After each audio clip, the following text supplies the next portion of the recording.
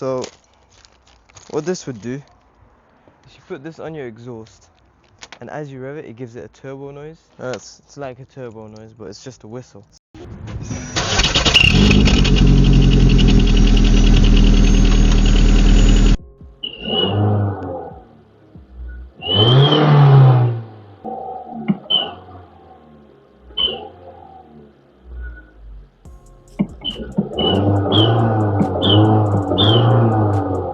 It honestly sounds like a dying pigeon, but let's see how it sounds on the road.